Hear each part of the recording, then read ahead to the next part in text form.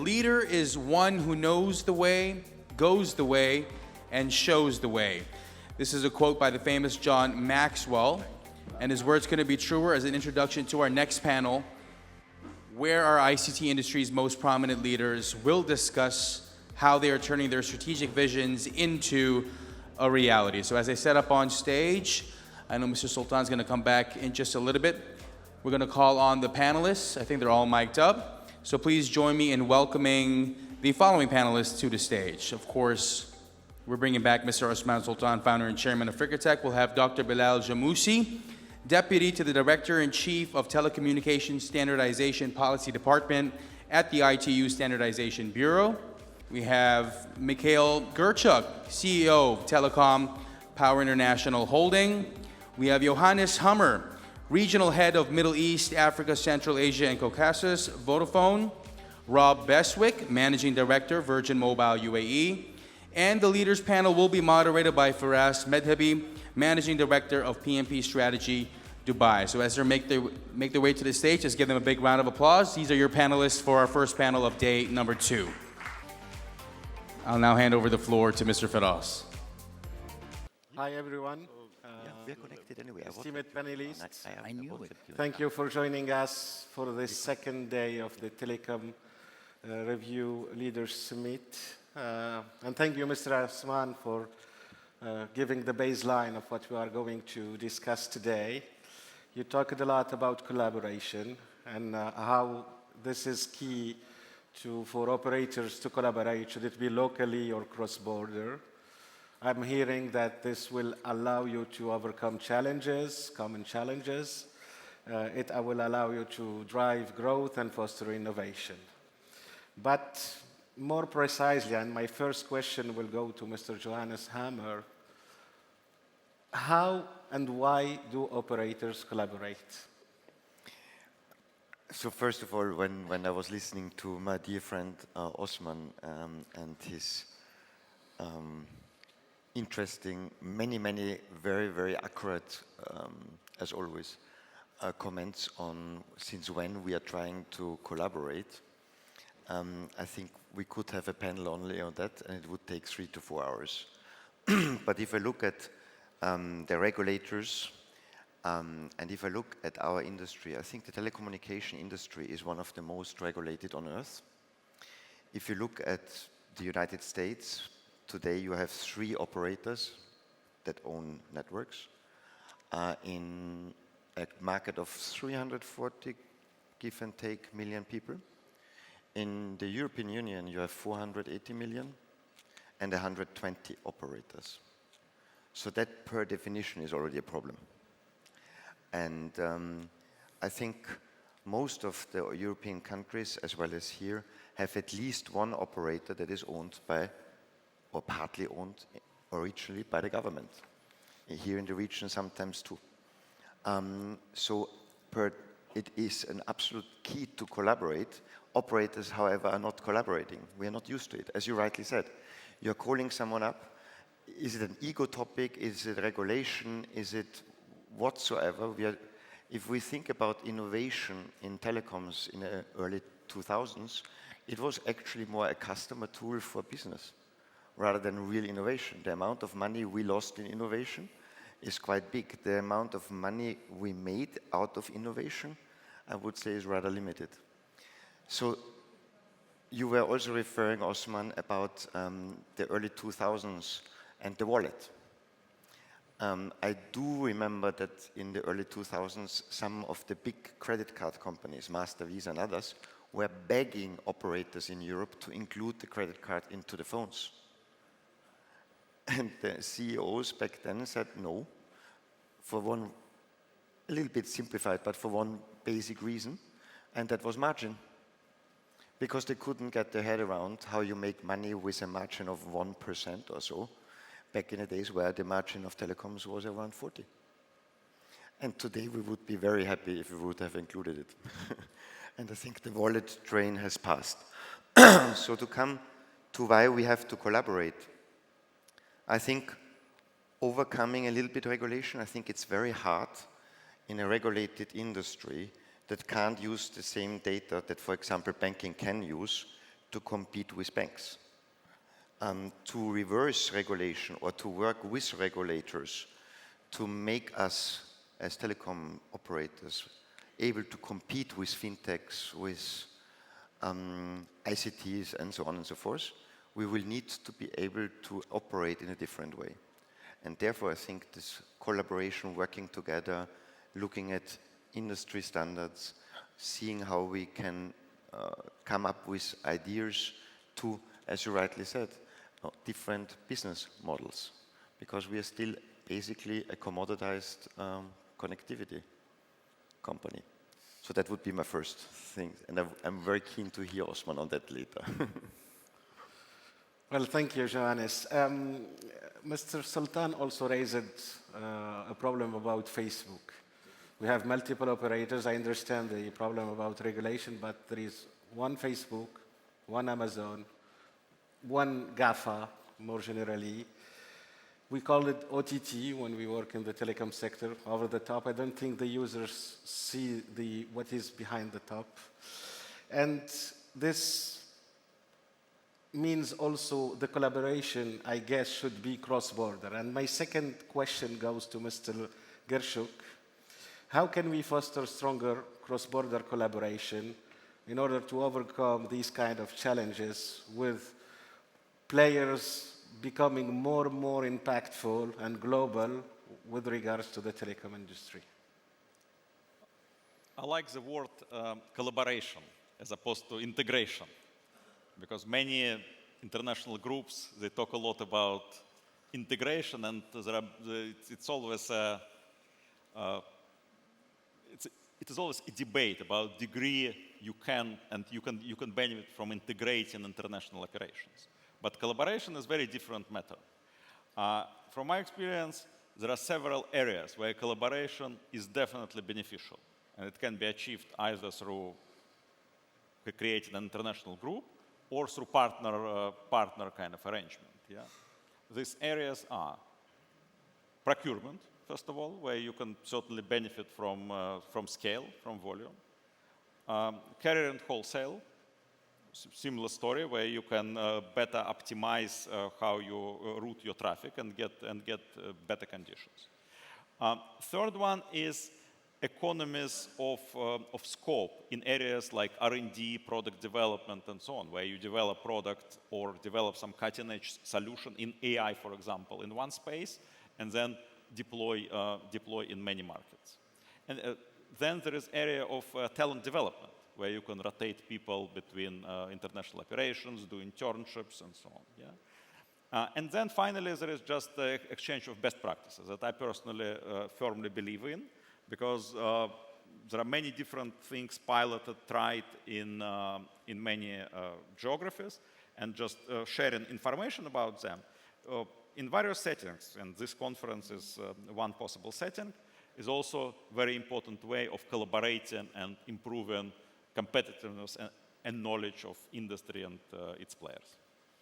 Okay, well, thank you, Mr. Gershuk. The second theme developed by Mr. Osman Sultan was 5G and beyond. We hear 5G, we hear that first telecommunication was made to help us communicate, then we connect, and now we hear that the telecommunication help us to operate and to act. And this brings to my mind the idea of use cases. I mean, what can 5G do other than communicate, and what are the use cases? And my first question goes to Mr. Beswick. How do you envision 5G transforming the way industries like healthcare, education, whatever, work? I think going back to Osman's point, if you look at technology adoption and the technology adoption curve, 5G undoubtedly is an incredible enabler. But the technologies that need to be created that drive the adoption of 5G are still in a nascent form. So if you want to explore or think, imagine the use cases for utilizing 5G, they're endless. And I think the classic example of that is AI. We look and we can see now the adoption of AI, but the talent to drive AI is emerging. We look at the industries that are likely to leverage 5G connectivity and where they are in terms of their innovation cycles, and they're still on that journey. So imagining a world of remote surgery, driverless cars, et cetera, online universities, I think it's all possible, and I think it will come. But the talent, the innovation, I think the regulatory climate, and also to a certain extent, the customer demand, whether that's business demand or consumer demand, needs to catch up with the technology. And I think telcos should be a little bit more bullish about their place in driving the future. I think it's fair to say that telcos maybe missed opportunities in the past, but the networks and the networks that are now provided by the telcos, particularly here in the UAE, are exceptional. They are exceptional. If I compare the network capabilities of the UAE to the UK, for example, the telcos have done a phenomenal job. And I think we should be proud of that.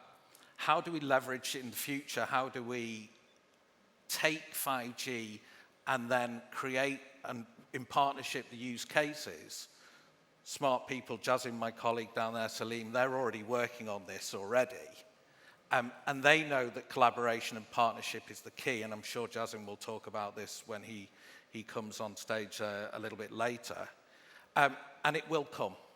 So I think it takes time. Okay, well, thank you, Mr. Besfik. I heard the word future. I want to tackle the next generation network. My question goes to you, Mr. Bilal Jamousi. What technology, 6G, satellite communication, do you foresee coming after the 5G in order to shape the telecom industry? Thank you very much, Firas, for the question. And of course, thanks, Tony, for hosting us, at least with the ITU CXO meetings, for the 6th consecutive year. And so in terms of the question on future technologies, what we see in the ITU, and the ITU is really the 194 countries or member states. It's 1,000 private sector entities. Everyone around this table in this room is a member of the ITU, and about 200 universities and research institutes.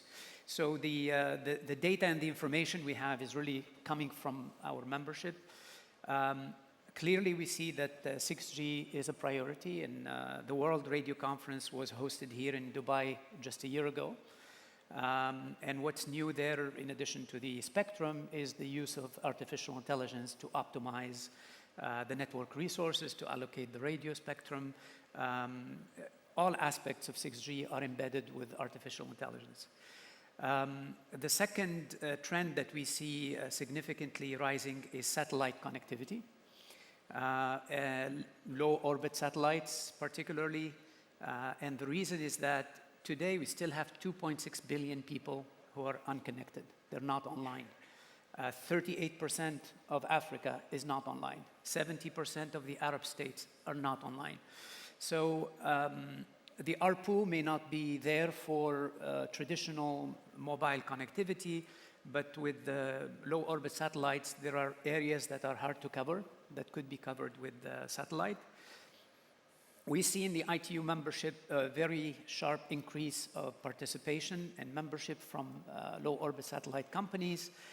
We allocate scarce resources in terms of satellite spectrum, satellite orbits, but also the international numbering resources, direct to device. For example, in my department, we allocate the international numbering resources, the E164 country codes, but also when a service is operating in multiple geographies, we become the regulator in the ITU to give that code directly to the operator.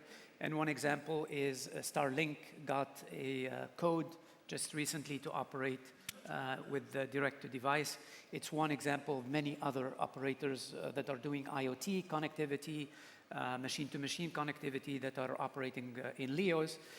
At the CXO meeting that Salim mentioned this morning, we had a number of LEO companies that were talking about the importance of what they bring in terms of connectivity with the Internet of Things. It could be low bandwidth, but certainly important services. What we also see on the ground is the sharp increase in demand of fiber optic capability. Our study group 15 is the reference when it comes to fiber optic standards, whether it's fiber to the home or in the core of the network. That group is actively pursuing higher and higher speeds every meeting. What they are also doing is looking at the resilience. And it's a new area that we are focusing on in the ITU by creating an advisory board on submarine cable resilience. This was launched just a week ago in New York at the UN level. And Nigeria is one of the co-chairs because it has a lot of landing of submarine cables. We will have our first meeting in February. So to sum up in terms of connectivity, on the ground, I think fiber optic is a must, and we see it being rolled out for carrying mobile traffic, but also to connect homes and businesses at the last mile with fiber to the home and so on. Next addition is the LEO satellites, which is a new combination. And of course, from 5G yesterday with Tony and various companies celebrated 5G advanced in the region, but 6G is advancing rapidly. So that combination hopefully will allow us to connect the 2.6 billion unconnected. It allows for new use cases. As Osman mentioned this morning, yes, we have more bandwidth, but what are the use cases for 5G? So hopefully we can see more of these use cases with the mobile networks. Thank you, Doctor. True. I mean, the use cases are not mature enough yet, except one, which is back to the basic, back to the core. I remember when I was head of strategy at Ooredoo, I come with new ideas, and always the CEO tells me, back to the core, back to the core. There is one disruption that 5G allowed in the core business. It's fixed. Fixed with FWA has been heavily disrupted. And my question regarding this, Mr. Gershuk, what are your insights on your usage of FWA as a disruptive technology against fixed? Also, in this part of the world, 5G is very well established with many use cases. In emerging markets, 5G is still being rolled out. And when operators ask question how to monetize 5G, there are many hypotheses have been discussed in the last, 10 years. If you remember, 10 years ago, virtual reality was actually heralded as the potential biggest use case for 5G. So far, it didn't happen. And especially in large emerging markets like Kazakhstan, where we're making our big telecom investment, we see that actually fixed wireless access, FWA, is the killer application for 5G. Because in large countries, especially where fiber access to the home is not widespread, FWA really solves huge customer problem and allows many customers, many families experience fast internet in their homes. This conclusion that FWA is really a killer app drives our network planning, our network rollout, to ensure that we cover areas where fiber to the home is not well developed. After we rolled out 5G in Kazakhstan, this application really skyrocketed. Already now we have around 6% of total revenue from FWA, and this is growing very, very fast. And we really believe that a significant percentage of our revenues will be driven by FWA, creating healthy competition to fixed fiber players, but ultimately giving customers more convenience. Because FWA, of course, is much more convenient solution You don't need to dig, you don't need to drill, you can easily move. So it gives much more flexibility to customers with the same network quality. And again, only 5G allows to deliver this customer experience. Customer experience on 4G with FWA is not competitive to what fixed players can provide, but with 5G, it's as competitive in terms of quality, but gives much more flexibility to customers. So we really bet on 5G as the killer application. Sorry, we really bet on FWA as the killer application of 5G. Thank you, Mr. Gershok. Another challenge that should foster collaboration, this, along with the 5G adding new use cases, is cybersecurity threats. The more the industry evolves, the more the number of threats increases. And my question goes to you, Mr. Hammer.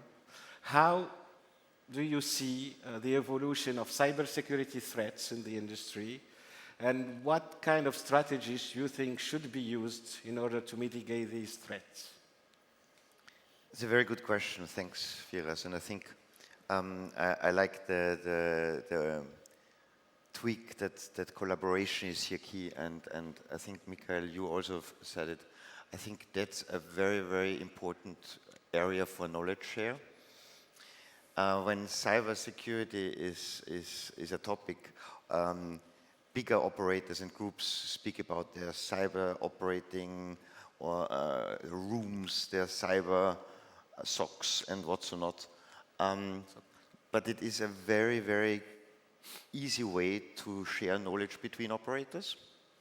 And if you look at two fields where it's very easy to attack an operator, data shows us that it needs $3,000 to bribe an unhappy employee to get the access to a company. So you can spend millions or bribe one. And if you don't want to spend the 3,000, you can do a phishing campaign. Yeah? I see some colleagues laughing already. So if you send a nice email from HR ahead of holiday season, just reconfirm your vacation, enter your password here, you would be surprised. Yeah? So I think it is a brilliant example where collaboration and knowledge share, best practice sharing makes a lot of sense. And of course, you need to fix the basics. So a lot of operators, single operators, are very heavily underinvested in protecting themselves on cyber and the whole resilience and corporate security. And I think you also need to look at it holistic, because some of them are investing in a SOC, but forget the corporate security and resilience teams. And I think if I can give an advice to single operators, is they need to really look into it, because if you are becoming a victim of a ransom attack, the amount of money you pay then and the damage and the reputational damage is significantly higher than a consistent investment. Thank you, Mr. Hammer.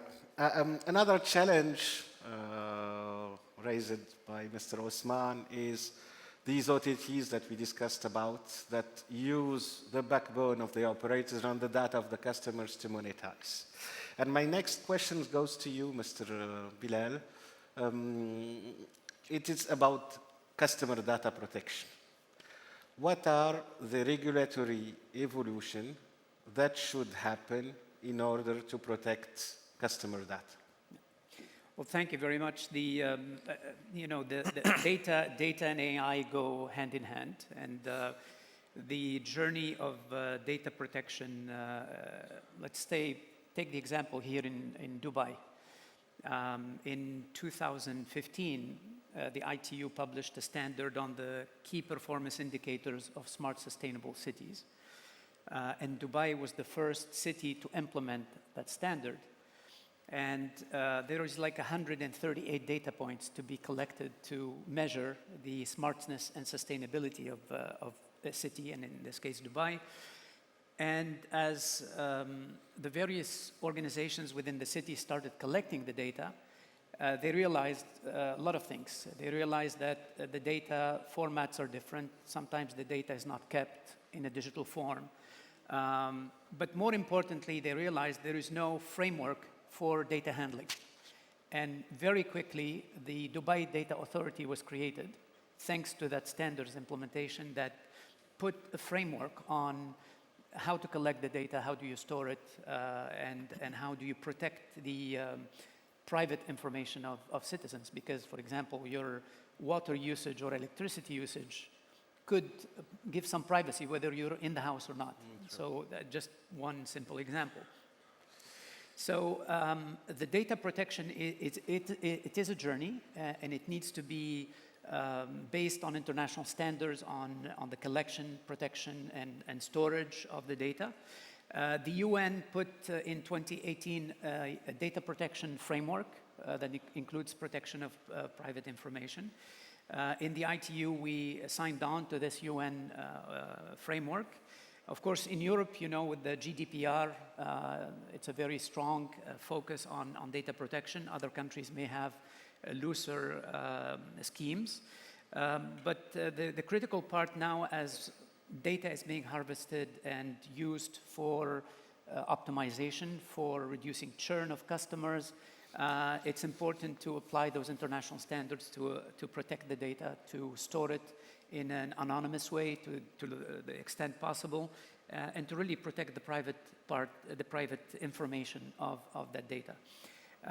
So we have in ITU a study group 17 that works on cybersecurity and identity management and data protection that has been evolving a lot of these standards that allow countries and companies to have a framework and to have a regulatory framework to apply these standards.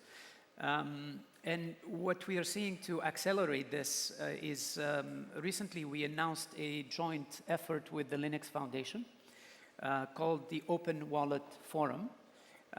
Because the credentials of people, the payment systems, the identity is something that is critical to provide the digital public infrastructure or digital transformation and services. And this joint activity between the ITU and the Linux Foundation is founded on convening the 193 countries, creating a government consultative committee. We just had our first meeting 6th of December, just before coming here, to make sure that the awareness among all countries is at the highest level in terms of what's available for data protection, how data is used to provide digital services, including the identity. And then the government consultative committee would then meet twice a year with the private sector, with all the implementers of digital wallets, whether it's for payment, passport, driver's license, and so on, to have this interplay between the private sector that is implementing and the governments in terms of providing this global framework, because ultimately, to be useful, this data needs to go across borders. So when you travel with your passport, if your passport is in a digital form, any airport authority should be able to read it. So one of the observers in our government consultative committee is IATA, which deals with all the international air travel and so on. Another is the World Health Organization, because your yellow vaccination booklet, the WHO is putting in a digital form and is a partner in this open wallet forum. So in Davos, we will have our first event hosted by Switzerland just in January to launch this open wallet forum at the highest level, including governments and private sector. Yes, please go on. Absolutely, Dr. Bilal. It's clear, and you started by customer data from the point of view of protection, what I call the fear side. But it's a pity as well that the telcos did not go to the greed side of the data, which is how we can really make use of this. We know that the internet players, and I remember a discussion in the late 90s where some of these early 2000, And somebody was saying to me, but they don't have any revenues, they don't have, compared to the cash flow of the telecom industry. On the same panel, not in this room, in one of the telecom review, a chief strategy officer of one of the operators was challenging me when I'm saying these guys are coming and saying, but look at the cash flow of the telecom industries of, you know, this all might. So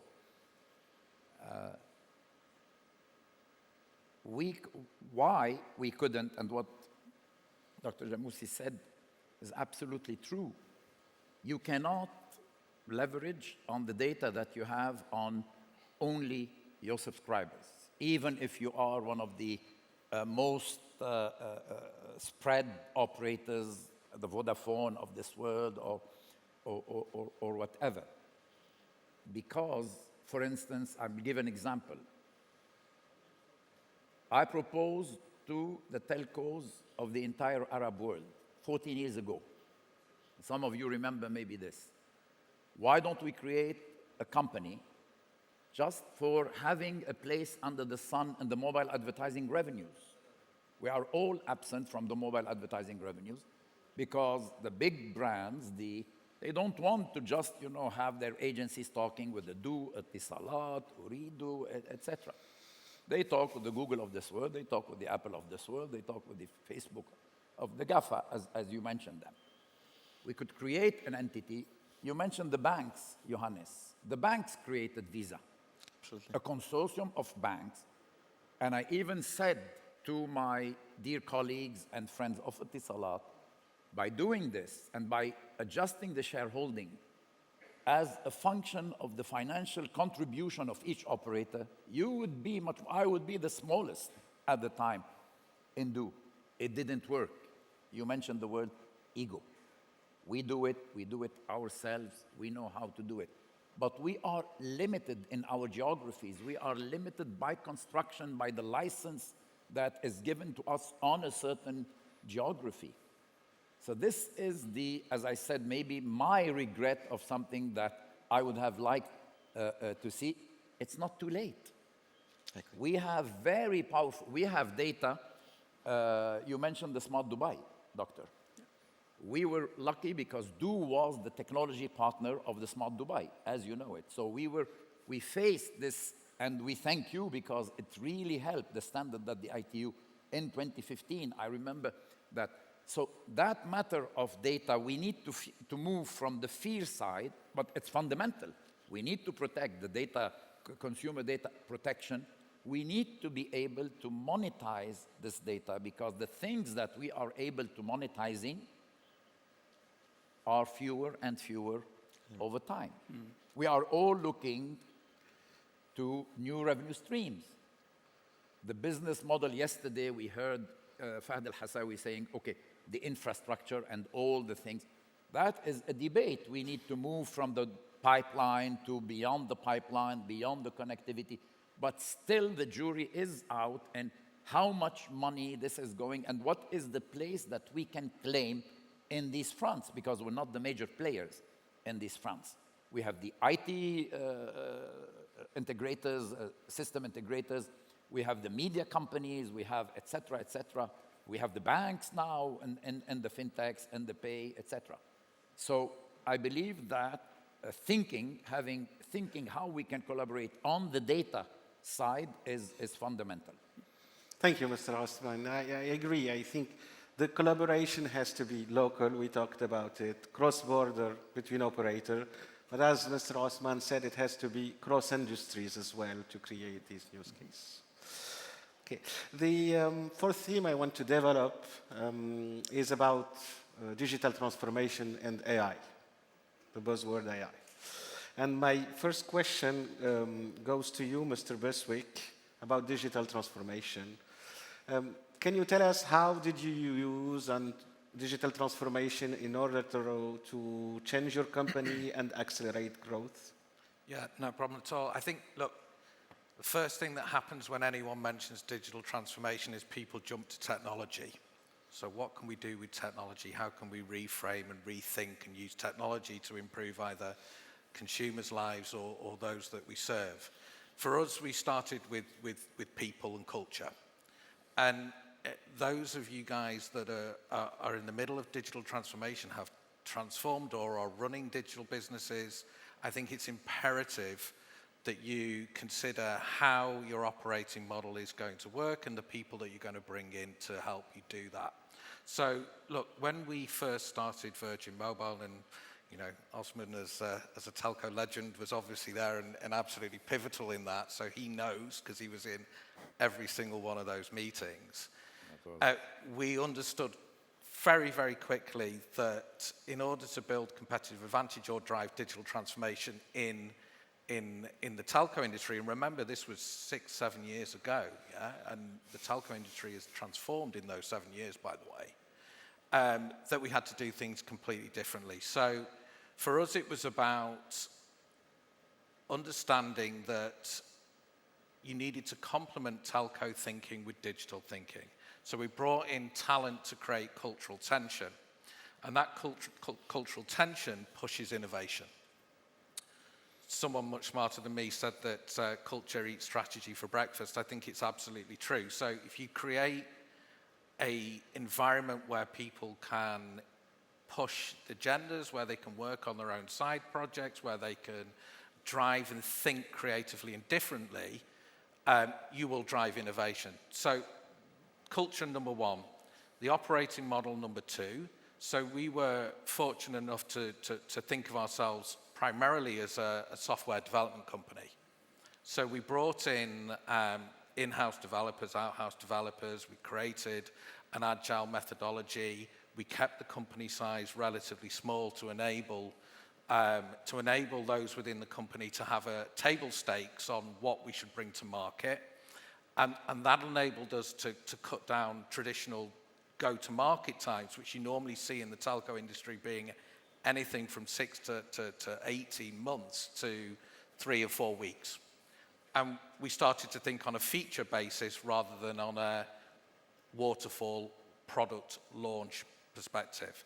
So I think that's key. I think the other thing that we really did or really thought about was the value prop and how the value prop could work within a digital ecosystem. So, for example, when we originated and ideated our go-to-market, we decided that the app would be the product. The app would be the driver, the interaction, the tool that would enable customers to interact with our brand, not the plans, not the service. And I think that was absolutely critical. And I think the other recommendation I would give, and something that we really try and do, is to think customer first. I think it's very difficult in large organizations to be close to the customer. And I think we all need to do a lot better job of being close to the customer, because believe me, if you really truly, as an ethos or as an organization, go to the customer level and interact with the customer and drive that thinking through your organization, your customers will tell you what they need, and they will help you drive your roadmap and your innovation. Well, thank you. Very interesting. I see Mr. Osman smiling. I think this makes you remember the good, good times. Anecdotally, he said customer first, and at the time we said digital first, as opposed to, because this is the idea when I had this discussion with Sir Richard Branson, and we wanted to bring the brand in a certain format, and we brought it. My biggest fight probably in that time is to convince the organization to have these guys completely separately. Separate office, separate place, not the same building. You know, all the executives that we had, they didn't like it. They liked to see something happening and under their control. It's normal. This is the human factor. But we really put them, and of course, we created the links that are needed, but it was not an easy thing from an operating model. So I was just smiling because what Rob was saying is absolutely true. This was a good journey. Okay, thank you. It's clear about digital transformation, and you talked about the buzzword AI as well. If you go outside, you will see in every booth the word AI. And I wanted to ask you a question, Mr. Hammer, about this. What AI will bring to the telecom industry?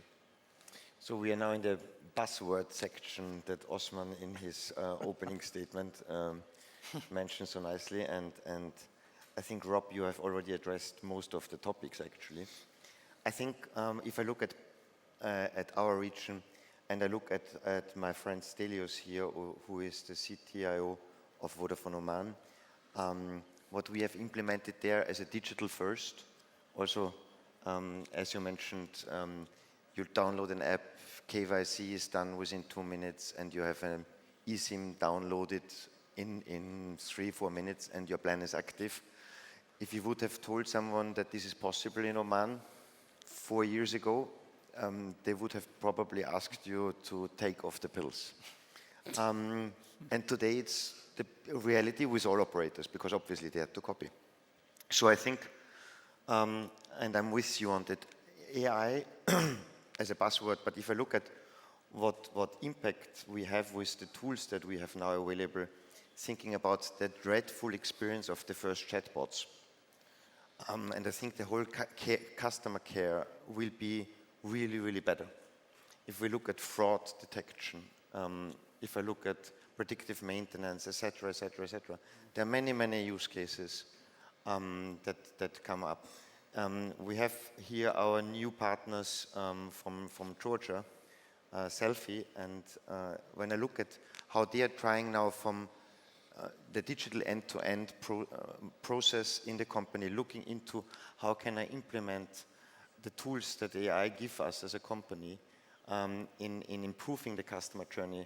As Rob said, customer first. So you want actually to look who is your customer, what the customer need is, and they tell you. And then you have the tools to make a customer journey very, very smooth. I think, Osman, you said a few years back, which I liked, a customer who calls me is a broken process. And I think the tools that we are getting are also in predicting the need of a change of a plan, predicting the problems of a bill, etc., etc., etc., can all be used to improve this journey. Lastly, our dear friend, the current CEO, Fahad, said yesterday, AI will take jobs, but it also will create jobs. So I think we should be focusing on how we can use these tools and how we get more meaningful jobs, rather than being scared of maybe saving on some people in number crunching. I think we are entering, you know, I like from time to time the headlines that has a little bling. We are moving from SaaS to SaaS. We lived the era where, you know, I knew a phase where you had the software was on mainframe, then software, everybody wanted software to be on the workstation. Then we had the era of the cloud. We're still in. And we moved to the era where software as a service. You don't need to have this software, or this is a service in itself. When you think of AI, as Johannes was saying, everything we do, everything we provide will become a software, an AI software. So we're moving from software as a service to service as a software. It's the same, so this is what will happen. Whether you are in hospitality and you're providing a service, that will be an AI ultimately, it will take time again. Whether you are in customer service, whether our call centers, whether it's the fraud detection that you're offering, that will be a piece of AI software. And that sentence is patented, by the way, if somebody on social media wants to use it, please. I like that a lot, actually. From SaaS to SaaS. From SaaS to SaaS. But this raises the talent issue, and it's an important element for the development of the industry. And my question goes to you, Mr. Gershok. How are you coping with these evolution, notably AI, to develop the next generation of telecom talent in your company? It is big and very important challenge, because I think important reason why telecom companies have not been very successful and competitive in digital services is culture. Because culture of telecom companies is built around CapEx deployment.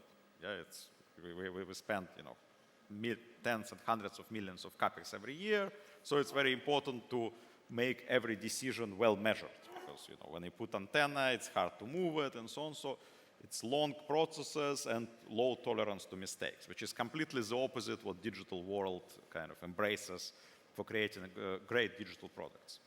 And I very much liked what my colleagues, what Osman said, that innovation should be completely separate from the core kind of CapEx deployment fabric. And I also liked what Rob said, that we are in the business of software development rather than again, putting out base stations.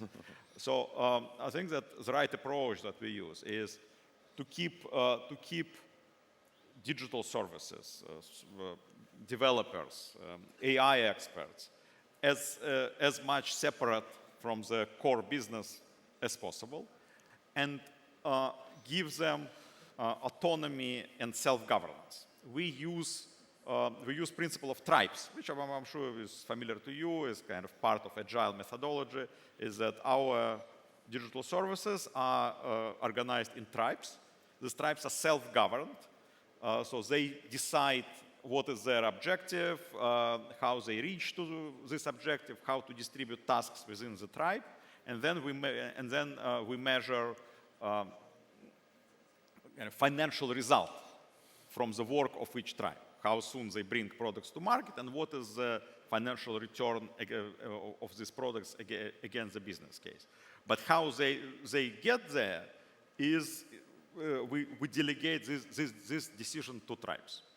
I think it's very good because it empowers groups and enables collaboration, and also creates environment where digital people who are in very high demand join us and feel good in their native environment. So I think that learning from digital services, organize in autonomous units and give digital people as much empowerment and self-governance as possible is the way to really unlock creativity and develop great and competitive digital services. Totally. Thank you, thank you. Another issue behind the talent that the AI is raising is sustainability. The industry moved from megabyte to megawatt. So my next question is going to you, Mr. Jamousi. What are the initiatives that should be implemented in order to reduce the carbon footprint of the industry and promote environmental responsibility? Great. I mean, let me perhaps start with the just on AI briefly. In 2017, we launched the AI for Good in the ITU because we saw that to achieve the Sustainable Development Goals, AI was an amazing tool to accelerate that achievement. Now we're 7 years into it, and ChatGPT came somewhere in between, but there is a lot on AI. There is AI for network that was discussed, and network for AI.